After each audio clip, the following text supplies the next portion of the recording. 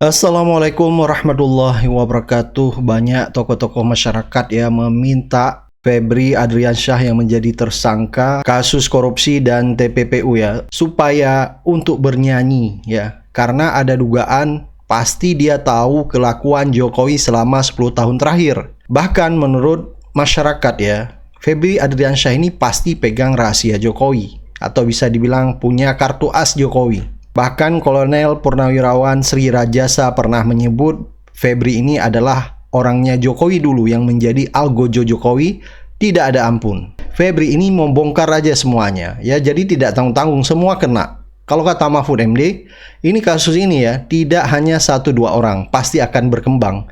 Bisa ke samping, ke atas, ya ke bawah. Artinya menyangkut orang-orang besar, termasuk dugaan ada Jokowi juga di situ. Di mana dulu kita pernah mendengar ya, Golkar sempat diambil alih oleh Jokowi, dan menurut Sri Rajasa bahwa Jokowi pengen sekali menjadi ketua umum Golkar, tetapi digagalkan karena ditolak oleh berbagai kader Golkar, dan pada akhirnya pun Bolu Ketan yang mengambil alih Partai Golkar. Artinya Febri ini mengetahui semua dosa-dosa Jokowi. Menurut Pak Rajasa, orang ini, Jampitsus ini, ini harus diamputasi. harus diamputasi. Momennya kapan? Ya ini sekarang. Jangan sampai jadi jaksa agung. Oh, lebih bahaya.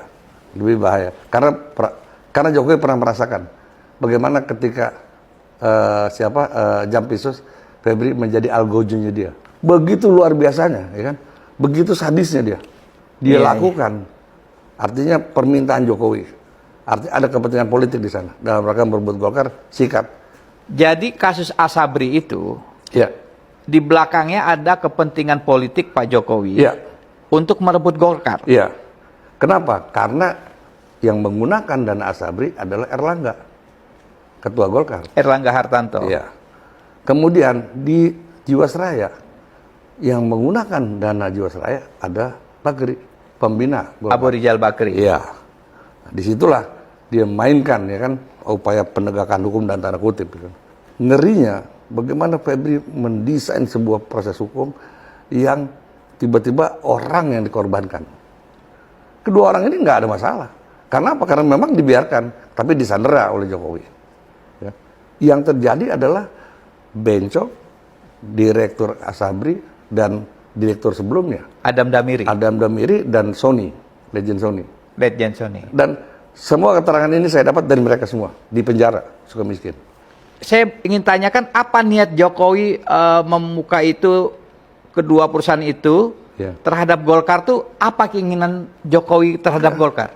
Kan kita tahu bahwa Jokowi ingin menguasai Golkar.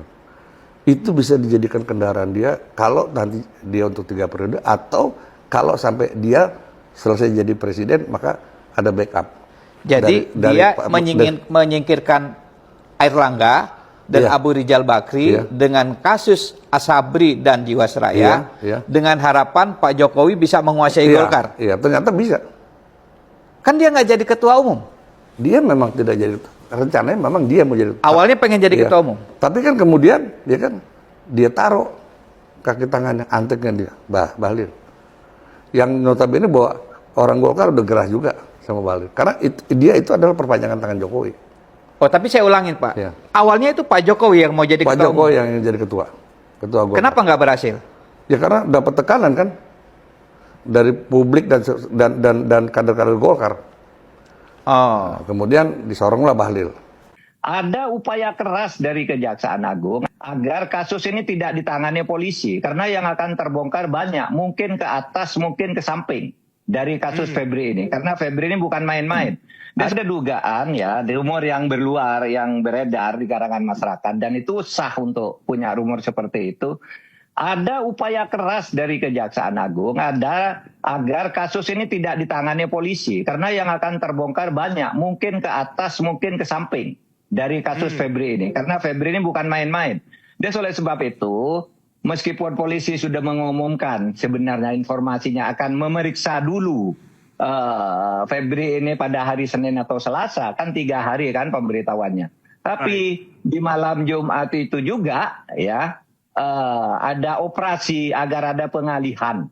Ini ditangani Kejaksaan Agung sendiri gitu, sehingga lebih mudah. Nah, ketika diserahkan tiba-tiba di hari Sabtu tanggal 11 di hari libur itu, yang juga tidak biasa gitu ya. Yeah.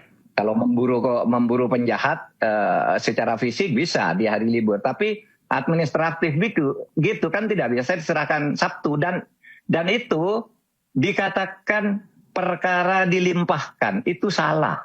Karena ya menurut putusan MK nomor 21 tahun 2014 dan menurut undang-undang terbaru, ya Undang-Undang nomor 20 tahun 2025 tentang Kitab Undang-Undang Hukum Acara Pidana pasal 34 dan pasal 61, pelimpahan perkara dari penyidik itu harus disertai berkas. Berkasnya itu berita acara pemeriksaan yang ditandatangani oleh tersangka dan penyidik, ditandatangani oleh polisi, dan seharusnya Febri Adriansyah disertai 2 alat bukti lain. Baru itu penyerahan. Kalau tidak ada itu, penetapan tersangka tidak sah. Dan penetapan tersangka tidak sah bisa dibawa ke pra peradilan dan bisa saja dimenangkan oleh pra peradilan karena kita sudah punya banyak contoh. Ya, karena penetapan tersangkanya misalnya alat buktinya tidak sah, yang diambil batal. Karena tersangkanya belum pernah diperiksa, batal gitu. Sesudah itu perkaranya hilang pelan-pelan. Nah, gara-gara kasus Febri ini mencuat, ada 5 skandal besar yang tenggelam akibat riuhnya kasus ex-Jampitsus Febri ini. Yang pertama adalah kasus dugaan suap Sekjen PSI, Raja Juli Antoni atau Raja Utan, terkait aliran dana sebesar $12.000 yang kasusnya seolah-olah menguap. Sampai sekarang KPK belum memeriksa Raja Juli Antoni ini ya. Lagi-lagi ini adalah orangnya geng Solo. Yang kedua adalah skandal korupsi BGN, kasus yang sempat mencuat namun kini lenyap. Bahkan kejaksaan ya memerintahkan untuk menyetop memeriksa yaitu dapur BGN. Sempat kemarin kejaksaan memerintahkan untuk menyisir semua dapur SPBG terutama di Jawa Tengah dan seluruh Indonesia, tak terkecuali milik Polri. Tetapi sekarang malah menguap ya setelah dilimpahkannya kasus Febri ke kejaksaan. Nah, yang ketiga ada kasus nepotisme komisaris PP, yaitu polemik pengangkatan ponakan menteri komisaris di perusahaan plat merah. Yang keempat, skandal pelisir keluarga Menteri PU, isu penggunaan uang rakyat untuk menonton Piala Dunia di Amerika yang kini tanpa ada kata maaf. Yang kelima ya, tragedi 5 calon manajer KDMP, kasus tewasnya 5 orang yang hingga hari ini masih menyisakan misteri keadilan. Jadi gara-gara kasus Febri melenyapkan 5 kasus lainnya. Karena masyarakat sekarang lebih tertuju menyoroti kasus Febri dan dugaan ijazah palsu Jokowi yang sekarang pun ya masih berproses di sidang pra peradilan dan juga di sidang Dr. Tifa. Ditambah lagi satu lagi kasus yaitu Gus Miftah terseret juga kasus korupsi, yaitu proyek rel kereta api diduga mengalir 100 juta ke Gus Miftah. Bahkan kemarin-kemarin itu Pak Febri ini ketika sudah pergantian rezim, setelah pergantian ke Pak Prabowo Subianto, itu tuh sempat menyebut Pak Jokowi itu 2 kali dalam kasus Chromebook dan kemudian dalam baju ini. Oleh karena itu kita tahu bahwa kalau ini dibiarkan terus-menerus, ini yang rugi institusi kan, institusi ditabrakkan oleh oknum-oknum tanda petik oligarki hitam. Salah satu alasan dari Jampitsus yang baru, PLT Jampitsus bilang bahwa belum ditahan FA karena belum diperiksa gitu, Prof. Jamin. Jadi berarti kalau dia belum pernah, FA ini belum pernah diperiksa sebagai saksi, maka dia bukan tersangka. Itu dulu ya. Maka dari itu Pak Jokowi kemudian menggunakan kekuasaannya terhadap kepolisian dan terhadap KPK untuk menyerang balik terhadap kejaksaan.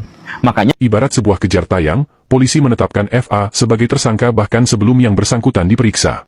Padahal, belum ada konfirmasi mengenai kepemilikan barang bukti maupun kepastian sejauh mana keterlibatannya dalam perkara tersebut.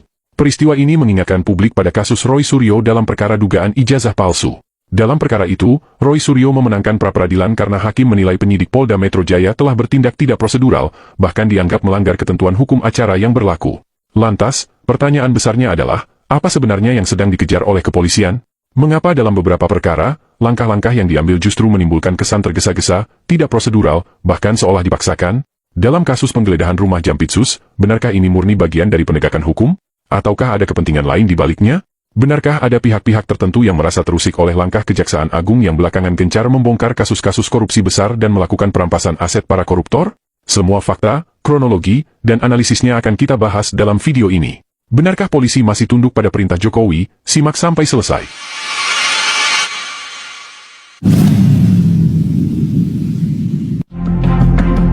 Hitungan saya ada sekitar 6.000 personil yang menjaga kejaksaan. Prabowo sedang mempersiapkan membackup Kejaksaan Agung dengan militer untuk menghadapi oligarki hitam. Siapa mereka dan kemudian mereka mau apa? Mereka bisa melakukan apa? Ini kan negara yang bertindak. Bisnis ilegalnya dijaga oleh oknum-oknum tertentu juga. Jadi saya kira ini antisipasi menghadapi ancaman bersenjata juga. Saya kira akan berhadap-hadapan. Patut diduga juga akan ada perintah pemberantasan korupsi. Prabowo lebih mengandalkan kejaksaan daripada KPK untuk melawan korupsi. Antara KPK dengan Mabes Polri dinilai buruk oleh publik sebagai masih bagian dari kaki tangan rejim lama. Itu membuat Prabowo juga ragu untuk menyerahkan kepada KPK dan kepolisian. Prabowo itu kan sudah juga memanggil para konglomerat, artinya sudah memperingatkan. Ketika diplomasi sudah tidak bisa dipatuhi, maka harus ada kekuatan militer untuk mendukung diplomasi. Kalau Prabowo tidak mengambil tindakan tegas, dia akan terus dicap sebagai presiden omong-omong. Lu ngomong doang, mana karakter aslimu sebagai perwira komando? Lu nggak ditakuti. Sekarang dia fungsikan ini. Mengapa ini ditunjuk tentara-tentara? Ya nggak masuk akal. Berarti memang ditunjuk untuk menghadapi perang. Setelah situasi normal akan dikembalikan kepada profesional. 6 bulan saya kira cukup. Jangan terlalu lama menyiksa publik dengan harapan-harapan itu. Tahun 2002, Megawati Soekarnoputri menjalankan amanat reformasi dengan membentuk sebuah lembaga independen yang khusus diberi tugas memberantas korupsi. Dalam penetapannya disebut lembaga ini tidak tunduk pada kekuasaan manapun. Dan era kepemimpinan Abraham Samad, lembaga ini benar-benar menunjukkan taji. Bahkan menteri aktif kala itu, orang dekat kekuasaan, Andi Malarangeng ditangkap dan ditetapkan sebagai tersangka. Tidak berhenti sampai di situ, bahkan ketua MK, anggota DPR, gubernur dan banyak politisi lainnya satu persatu digulung. Langkah Abraham Samad terhenti ketika dia berani mengusik polisi. Budi Gunawan yang menjadi calon tunggal Kapolri usulan dari Joko Widodo ditetapkan sebagai tersangka. Tidak lama kemudian, Kapolda Sulawesi Selatan mengumumkan Abraham Samad sebagai tersangka hanya gara-gara ketahuan pernah mengikutsertakan orang lain dalam kartu keluarganya di tahun 2007. 18 Februari 2015, Jokowi memberhentikan Abraham Samad sebagai ketua KPK. Tahun 2019, di akhir masa jabatannya yang pertama, Jokowi mengajukan perubahan Undang-Undang KPK yang kemudian disetujui oleh DPR. KPK ditempatkan di bawah rumpun eksekutif, artinya sebelum bertindak, harus atas izin presiden. Dari sini, KPK sudah tidak ada bedanya dengan kejaksaan dan kepolisian. Mereka hanya bertindak atas izin presiden. Lebih parahnya lagi, dalam 2 kali kepemimpinan KPK di era Joko Widodo, KPK dipimpin 2 perwira polisi aktif, yaitu Inspektur Jenderal Firly Bahuri di periode 2019 sampai 2023, dan Komisaris Jenderal Setio Budianto di periode tahun 2024 sampai 2029. Entah apa yang ada di pikiran Jokowi, 2 kali mengusulkan pimpinan KPK dari latar belakang polisi aktif. KPK yang awalnya diharapkan jadi lembaga independen memberantas korupsi yang tidak bisa ditangani polisi dan jaksa, kini tak ubahnya hanya bagian satuan tugas dari kepolisian itu sendiri. Maka tidak heran, jika saat ini, kita hanya mendengar KPK menangkap bupati atau sekedar politisi yang berseberangan politik dengan kekuasaan. Tugas berat pemberantasan korupsi justru diambil alih kejaksaan.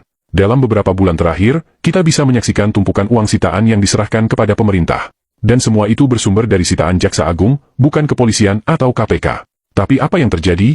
Hari ini kita seolah kembali diperlihatkan pengulangan peristiwa tahun 2015 lalu. Ketika Jaksa Agung menetapkan 2 perwira polisi sebagai tersangka dalam kasus korupsi BGN, polisi kembali bereaksi. Sebenarnya, oleh karena itu, saya kok jadi kaget tiba-tiba ada kasus yang mengagetkan kita semua ya. Menurut Prof. Mahfud ini gempa bumi hukum.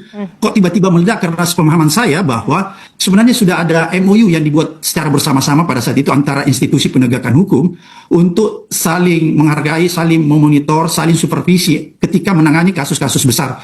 Kenapa dulu deklarasi itu kita lakukan pada saat saya jadi ketua KPK? Karena kita melihat korupsi di sumber daya alam itu kadang-kadang seperti tadi yang Prof. Mahfud katakan, itu punya backing tuh semua. Ada yang baju ini, baju ini, baju ini. Oleh karena itu, kita tahu bahwa kalau ini dibiarkan terus-menerus, ini yang rugi institusi kan, institusi ditabrakkan oleh oknum-oknum tanda petik oligarki hitam. Oleh karena Tetapi itu, Pak Febri ini di konon katanya ini adalah anak buah Pak Jokowi dulu tuh. Dan Pak Jokowi itu adalah orang yang sangat mahir, sangat lihai dalam menggunakan kasus korupsi sebagai cara untuk menyandra orang lain. Itu teori konspirasinya. Jadi kalau Baraya misalkan menemukan kasus Jiwasraya gitu ya, kasus Asabri gitu yang merugikan negara puluhan triliun atau sekian puluh triliun rupiah gitu ya. Nah, tokoh-tokoh utamanya itu tidak ditangkap tapi justru disandra. Misalkan dalam kasus Jiwasraya yang merugikan negara belasan triliun rupiah itu kan ada nama Bakri di sana, pentolan Golkar. Kemudian Asabri itu juga kan di situ tuh ada nama Erlangga Hartarto yang juga adalah pentolan Golkar gitu. Nah, jadi kasusnya dibuka, kemudian diungkap ke ruang publik, bikin kita semuanya senang karena ternyata koruptor-koruptor itu ditangkap, tapi tidak semua koruptor ditangkap. Justru pentolan-pentolannya itu disandra kepada Pak Erlangga, kepada Pak Bakri gitu ya. Ini dalam versi teori konspirasinya ya. Pak Jokowi itu ngomong, nawar, kalian berdua itu lengser dari Partai Golkar. Kalau tidak mau seperti itu, maka kasus akan dilanjutkan, kaliannya akan kena. Tapi kalau misalkan kalian mau nurut sama saya, maka krocok-krocoknya aja yang akan ditangkap. Kaliannya akan aman-aman saja. Begitu konon katanya. Dan itulah sebenarnya jalan untuk memuluskan Pak Bahlil menjadi ketua Partai Golkar. Kenapa harus Pak Bahlil? Karena Pak Bahlil itu adalah anak buah Pak Jokowi. Jadi Pak Jokowi itu bisa menguasai partai-partai politik di Indonesia, konon katanya, adalah dengan cara menyandra tokoh-tokoh besar dalam sejumlah kasus korupsi, termasuk yang barusan itu, dan mereka dibiarkan untuk tetap bebas selama mereka harus mengikuti peraturan-peraturan dan keinginan-keinginan serta hasrat politik dari Jokowi. Begitu ceritanya. Jadi kalau Baraya ketemu sama kasus Pak Nadiem Makarim, kasus Pak Tom Lembong dan sebagainya, ya rangkaian kasusnya itu kurang lebih adalah seperti ini gitu. Nah, ketika Pak Jokowi itu berkuasa, beliau itu kan megang semua perangkat penegak hukum. Ada KPK beliau pegang, kemudian kejaksaan yang barusan ini dipegang juga, kemudian kepolisian dipegang juga dan seterusnya. Kejaksaan ini ya barusan itu bagiannya adalah membongkar-bongkar kasus korupsi yang sangat besar, kemudian untuk menjadi alat untuk menyandra pihak lain gitu. Nah, itu narasinya gitu ya. Nah, tapi begitu pergantian kekuasaan terjadi, ternyata Kejaksaan Agung itu tidak tetap berpihak kepada Pak Jokowi, tapi berpihak kepada presiden yang sedang menjabat. Wajar kan berpihaknya kepada presiden? Ya memang wajar. Nah, tapi ini tuh menghasilkan dugaan-dugaan, potensi-potensi atau kemungkinan-kemungkinan bahwa kejaksaan yang sudah tidak lagi dipegang sama Pak Jokowi ini justru malah membongkar aib Pak Jokowi sebelum-sebelumnya. Bahkan kemarin-kemarin itu Pak Febri ini ketika sudah pergantian rezim, setelah pergantian ke Pak Prabowo Subianto, itu tuh sempat menyebut Pak Jokowi itu 2 kali dalam kasus Chromebook dan kemudian dalam kasus yang saya lupa lagi namanya gitu. Tapi dalam 2 kasus itu disebutkan nama Pak Jokowi. Nah, Pak Jokowi tentu saja menjadi sangat marah. Ini selama ini kejaksaan ini saya gunakan untuk menangkap kasus korupsi yang sangat besar, kemudian saya serahkan kepada masyarakat, sedikit keuntungannya buat saya. Tetapi sekarang ternyata dia tidak loyal kepada saya, justru loyal pada presiden selanjutnya, yaitu Pak Prabowo. Maka dari itu, Pak Jokowi kemudian menggunakan kekuasaannya terhadap kepolisian dan terhadap KPK untuk menyerang balik terhadap kejaksaan. Makanya kemudian sekarang kejaksaan itu justru malah diserang sama polisi. Nah, menyadari hal itu, Pak Prabowo yang memang sudah mulai retak dengan Pak Jokowi, itu kemudian melindungi kejaksaan dengan menempatkan aparat-aparat militer di sekitaran situ. Bahkan kemudian menggeruduk Polda Metro Jaya untuk memaksa mengambil alih beberapa saksi kunci dan bukti-bukti. Nah, jadi ini tuh ya dalam teori konspirasinya, seperti yang saya sudah jelaskan di episode ini, kan Pak Prabowo dengan Pak Jokowi itu sudah pecah kongsi atau retak gitu, akan membesar gitu. Dan kemudian ini dikaitkan dengan kejadian-kejadian demonstrasi yang kemarin gitu ya, kemudian pengungkapan MBG, reshuffle dan sebagainya. Nah, indikasi-indikasi keretakan ini pada akhirnya mengerucut pada kejadian yang sekarang, yaitu persengketaan antara kepolisian yang konon katanya masih dipegang sama Pak Jokowi dengan kejaksaan yang sekarang sudah dipegang sama Pak Prabowo Subianto. Karena mereka pecah dan kepentingan mereka itu juga terpecah-pecah, akhirnya mereka berkonflik satu sama lain. Nah, itu teori konspirasinya. Tapi ingat ya, teori konspirasi. Nggak tahu benar dan salahnya itu masih simpang siur satu sama lain gitu ya. Bukan berarti tidak bisa dipertanggungjawabkan karena ada orang yang mengatakan demikian gitu. Tapi kan orang-orang yang dimaksud juga sebenarnya kita belum benar-benar mengetahui sampai sedalam apa dan sejauh apa pengetahuan mereka terhadap kasus yang sedang berjalan. Ini adalah video GJ. Jadi maksudnya memang kasusnya belum selesai. Kita tunggu saja nanti perkembangan selanjutnya. Cuman satu hal yang ingin saya tekankan kepada Baraya adalah Baraya nggak usah putus asa dengan apa yang terjadi di Indonesia. Baraya tidak usah menyesal menjadi warga negara Indonesia, karena yang paling penting adalah Baraya memang tidak usah berharap kepada siapapun, kepada pihak manapun. Satu-satunya pihak yang bisa Baraya harapkan itu adalah diri Baraya sendiri. Dengan cara itulah Baraya bisa merdeka. Jadi ketika Baraya melihat di Indonesia kenapa bobrok terus, jelek terus dan sebagainya, nggak usah salahin mereka. Fokus pada perbaikan diri kita, bagaimana caranya agar kita bisa menafkahi diri, bisa merdeka, bisa mandiri, dan bagaimanapun bisa memberikan kontribusi kepada masyarakat.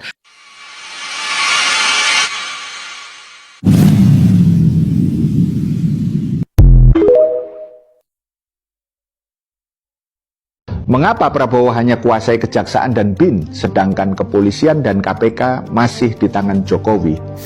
Pakar hukum tata negara Dr. Refli Harun menyampaikan bocoran menarik dalam sebuah diskusi yang dimuat di medsos 19 Desember 2025.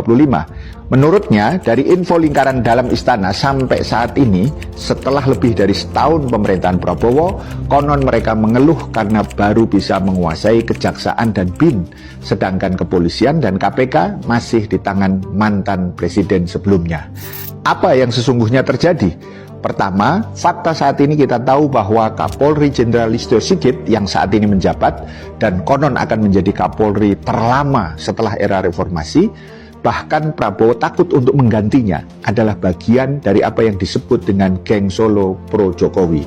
Dan KPK saat ini, yaitu periode 2024-2029, yang dianggap publik banyak catatan masalah, telah ditetapkan di masa akhir rezim Jokowi. Setio Budianto, pensiunan polisi yang terpilih sebagai ketua KPK, diikuti wakil ketua yaitu Fitrah Roh Cahyanto, Johanis Tanak, Agus Joko Pramono, dan Ibnu Basuki Widodo. Konon mereka dipilih karena mudah untuk disandera. Banyak pihak meyakini setelah upaya sistematis pelemahan KPK dengan menempatkan di bawah presiden pada masa Jokowi.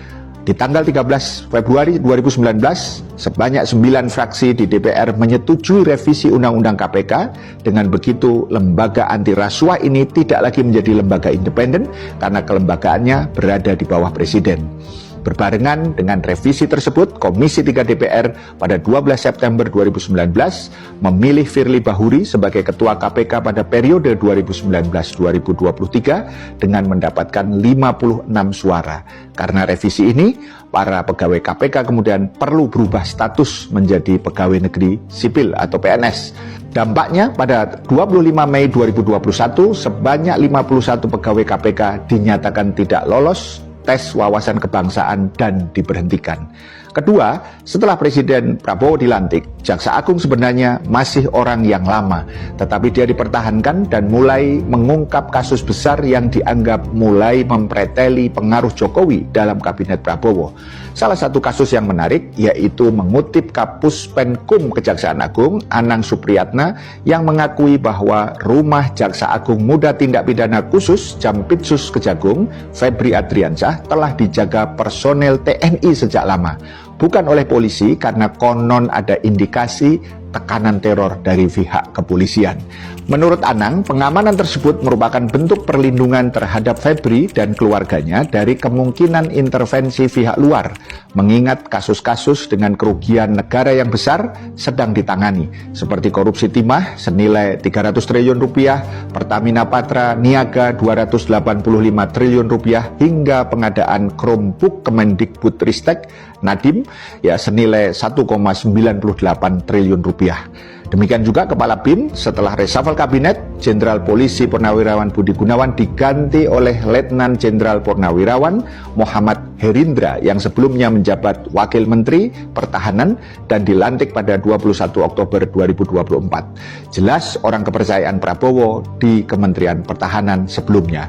Ketiga, dari bocoran Refli ini kita semakin paham bahwa sampai lebih dari setahun ini atmosfer politik transaksional yang dominan terjadi antara Prabowo dan Jokowi, di mana mereka masih dihadapkan pada tarik ulur dan saling mengunci kelemahan masing-masing yang pada ujungnya sebenarnya tidak pernah menguntungkan rakyat. Rakyat hanya menjadi objek dan legitimasi, dan itu hanya melanggengkan political game, permainan politik di antara mereka saja, yaitu elit-elit politik. Sehingga publik harus terus lantang untuk melakukan pengawasan dan kontrol, serta terus menyerukan aspirasi perubahan yang mendasar, karena hakikatnya sesungguhnya dari demokrasi itu bukan dari, oleh, dan untuk rakyat, tetapi faktanya adalah dominasi oligarki, baik oligarki ekonomi, yaitu para pemodal alias cukong kapitalis yang bersekongkol dengan oligarki politik, yaitu elit politik.